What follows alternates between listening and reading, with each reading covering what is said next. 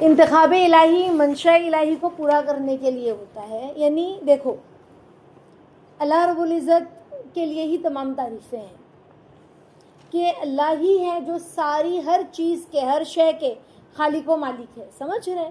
اور ہر دور میں اللہ رب العزت نے ہر زمانے میں ہر قرن میں اپنے دین کو بخوبی زندہ کیا اللہ نے, اور ہر زمانے میں اپنے بندوں کا اللہ نے انتخاب کیا ہے. اس دین کو زندہ کرنے کے لیے ہماری محنت اللہ کے حکم کے پیچھے چلتی ہے. ہم سوچے ہم چل رہے ہیں, نہیں, اللہ کا حکم ہوتا ہے تو ہی انسان دین کی محنت کر سکتا ہے, ورنہ محنت نہیں کر سکتا. اور اللہ ہی کا حکم, اللہ ہی کا امر ہماری محنت کے آگے. تو اب اسی کا حکم ہوا نا, اور اللہ ہی کا انتخاب ہوا. جب اللہ کا دین ہے, اللہ اپنے دین کو دین کی محنت کے لیے اللہ لوگوں کو سلیکٹ کرتے ہیں, تو پتہ کیا چلا کہ انتخاب اللہ کا ہوا نا, اللہ ہی نے چنا ہے, تبھی تو اللہ کے حکم سے دین کا کام ہو رہا ہے, اور جو اس کی چاہت ہے وہ طے ہو چکی ہے. تو اب دور حاضر میں آخر جو زمانہ چل رہا ہے, کرنے آخر یعنی آخری دور. کرنے اول کون سا دور کہتے ہیں؟ ہمارے نبی کے دور کو کرنے اول کہتے ہیں صلی اللہ علیہ وسلم کے. سمجھ رہے کرنے اول سے مراد ہمارے نبی صلی اللہ علیہ وسلم کو جب دین دیا گیا تو امت محمدیہ کا کرنے اول. سمجھ رہے ہیں؟ تو کرنے آخر کے اعتبار سے یہ کرنے آخر ہے. جب فتنوں کا دور کرنے اول میں بھی جتنا تھا نا, اس سے بھی زیادہ آخر میں سمجھ رہے بڑھ چکا ہے. تو اس اعتبار سے اللہ کی چاہت کو, اس کے حکم کو, اس کی منشا کو پورا کرنے کے لیے انتخاب کس کا ہوا ہے؟ اللہ رب العزت کے انتخاب میں کوئی کمی کجی نہیں ہے. جو اللہ نے جن کو سلیکٹ کیا یہ اللہ کی سلیکشن ہے, اور اللہ کی سلیکشن میں کبھی بھی کمی کجی ہو ہی نہیں سکتی, کوئی کوتاہی ہی نہیں ہے. اللہ کا انتخاب مکمل کامل ہے. ہمارے انتخاب میں کہیں نہ کہیں کمی رہ جاتی ہے, کجی رہ جاتی ہے. ہم نے اگر کسی کو سلیکٹ کیا ہے تو کمی ہوگی ہماری سلیکشن میں, کجی ہوگی, کبھی نہ کبھی بھول چوک ہو جاتی ہے. مگر اللہ رب العزت جس کا انتخاب کر چکے ہیں, جس سے اپنی چاہت پوری کروانا طے کر چکے ہیں, خدا کی قسم وہ ضرور اپنے رب کی چاہت کو, اپنے رب کی منشا کو لے کے کھڑا ہوگا. اللہ نے جس کو سلیکٹ کیا ہے تو اللہ اس سے کام ضرور لیں گے, اور اللہ اس سے کام ضرور لیں گے. وہ اللہ کا منتخب کردہ اور محبوب بندہ ہے.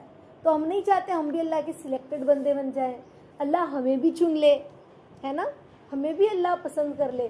جیسے میں آپ لوگوں کو بتلاؤں, مجھے اچانک ایک واقعہ یاد آیا کہ جب جنگ خیبر تھی, یہودیوں سے لڑی جانے والی جنگ, اور وہ جنگ ایسی تھی نا کہ ایک بہت بڑا قلعہ تھا, خیبر کا قلعہ, اور یہودی پہلے سے ہی بزنس میں بہت آگے تھے.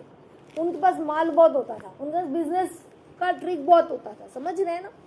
تو وہ ہے نا اس بڑا سا جو وہ قلعہ تھا خیبر کا, اس خیبر کے قلعے میں سارے یہودی کمیونٹی جو ہوتی تھی نا, وہ اپنے مالوں کو جمع کرتی تھی. سمجھ رہے ہیں؟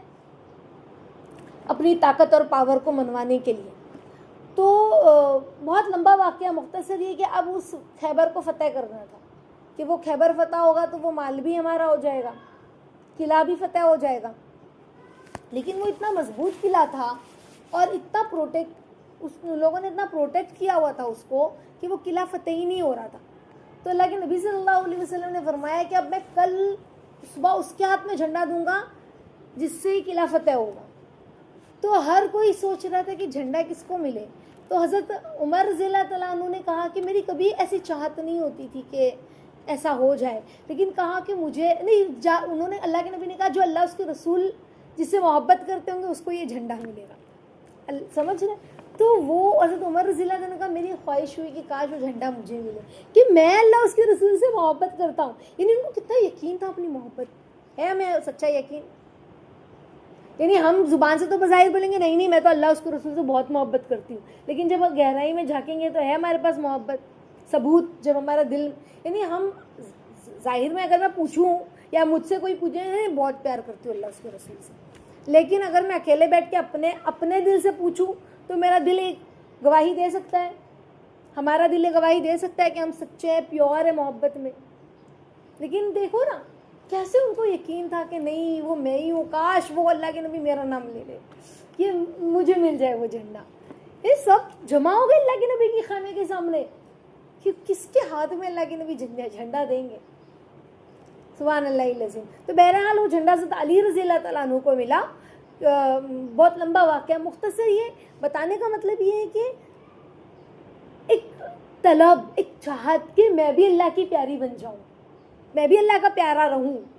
تو کہا کہ اللہ یہ دین کا کام کس سے لیتے ہیں؟ جو اللہ کا سلیکٹڈ ہوتا ہے، منتخب شدہ ہوتا ہے. تو ہم نہیں چاہتے ہم بھی اللہ کے سلیکٹڈ بندے بن جائیں، منتخب شدہ بندے بن جائیں.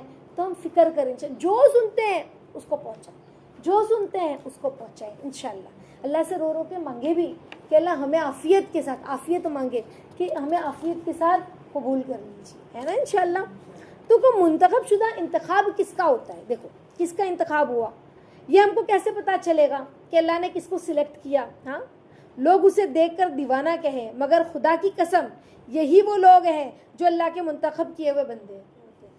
یہ لوگ کہتے ہیں تو دیوانہ ہے، جب دیکھو جب اللہ ہی بولتا ہے. سمجھ رہے ہیں؟ یہ تو دیوانہ ہے، اس کو اس کے علاوہ کوئی کام ہی نہیں ہوتا ہے.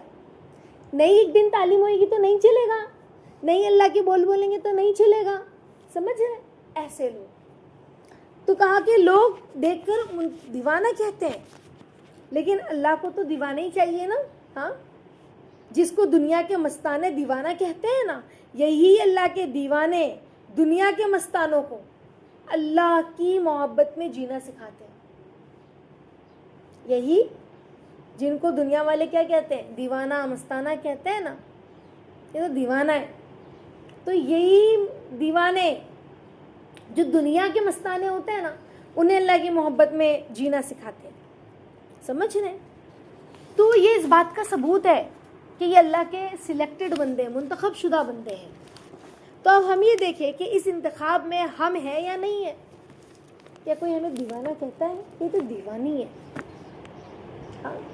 اس کو تو بس یہی بولنا آتا ہے، اس کو تو صرف اللہ ہی بولنا آتا ہے نا. اللہ ہمیں بنا دے عافیت کے ساتھ. تو یہ کیسے پتا چلے؟ اگر ہم دیوانگی ہم پر طاری ہوئی تو ہوتی ہے، ہمارے دل بےقراری ہمارے دل پر طاری ہوتی ہے، صبح اور شام بے چینی، بے قراری، دن بے چین، ہے نا، دن بے چین، رات بے قرار. اور دل اگر مضطرب ہے نا، مضطرب یعنی بے چین. کیوں بے چین ہے؟ اللہ کی چاہت میں. کہ اللہ آپ کی کیا چاہت ہے، آپ کی کیا منشا ہے. سمجھ رہے ہیں؟ تو اللہ اپنی چاہت اسی سے پوری کرواتے ہیں جو اللہ کی چاہت کو تلاش کرتا ہے. اپنا نہیں دیکھتا کہ میری نیند، میری بھوک، میری پیاس. سمجھ رہے ہیں؟ جیسے مثال کے طور پہ ہمیں نیند آئی تو ہم سو گئے، مدرسے ہی نہیں ہے. ارے ہم جا رہے گھومنے کے لیے، مدرسہ غائب. سمجھ رہے ہیں؟ ہم اپنا نہیں دیکھتے، ہم کیا دیکھیں گے؟ اللہ آپ کی کیا چاہت ہے. ہم ہر وقت ہر لمحہ اللہ کی چاہت تلاش کریں گے، اپنی چاہت نہیں. سمجھ رہے ہیں کہ میری چاہت کیا ہے؟ ٹھنڈی لگ رہی ہے، رضائی اوڑھ کر سو گئے، نماز نہیں پڑھی. نہیں، اللہ آپ کی کیا چاہت ہے. تو جو اللہ کی چاہت کو تلاش کرتا ہے، اللہ کی چاہت یہ کیا ہم نماز کی پابندی کریں، ہم اٹھ کر نماز پڑھیں چاہے جس حال میں بھی ہو. تو اللہ کی یہ چاہت ہے. اور ہماری چاہت کیا ہو رہی ہے؟ ہمیں سونا ہے نا. ہم بازاروں میں گھوم رہے ہیں تو نہیں بازاروں میں ہی گھومنا ہے. لیکن اللہ کی چاہت نماز ہے. تو ہمیں اللہ کے، تو جو اللہ کی چاہت کو تلاش کرتا ہے جس وقت بھی ہو، جو اللہ کی چاہت ہو، چاہے وہ نماز ہو چاہے وہ اللہ کا دین ہو. سمجھ رہے ہیں؟ تو کہا کہ اللہ کی چاہت کو جو تلاش کرتا ہے تو اللہ اپنی چاہت اسی سے پوری کرواتا ہے. سمجھ رہے ہیں؟ جس کو اللہ کی چاہت کا احساس ہو. اللہ تعالی ہم سب کو عافیت کے ساتھ ویسا بنائے.